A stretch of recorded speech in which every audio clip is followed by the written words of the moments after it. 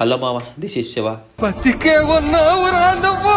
బతికే ఉన్నా, నేను ఎక్కడికి వెళ్ళిపోలేదు. జస్ట్ వర్క్స్ లో అయితే బిజీ అయ్యాను. హైదరాబాద్ వెళ్ళాను, కంప్లీట్ గా షిఫ్ట్ అయిపోయి హైదరాబాద్ కి. ఏజెన్సీ అప్గ్రేడ్ చేద్దామని, కొత్త లైఫ్ స్టార్ట్ చేద్దామని. ఏమిటండి మీరు మాట్లాడేది?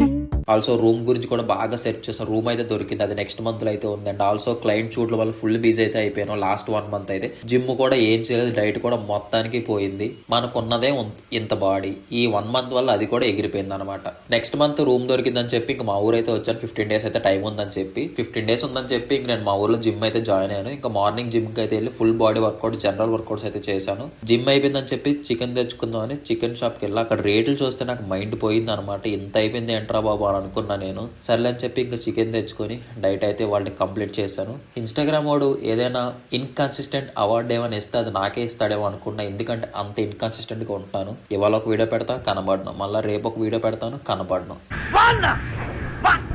ఏంటో నాకే అర్థం కావట్లేదు. 15 days లో 30 reels అయితే కన్ఫర్మ్ గా పోస్ట్ చేస్తాను. ఇది మన ఫస్ట్ రీల్. ఇంకా 29 reels అయితే పోస్ట్ చేయాలి 15 days లో. బాయ్.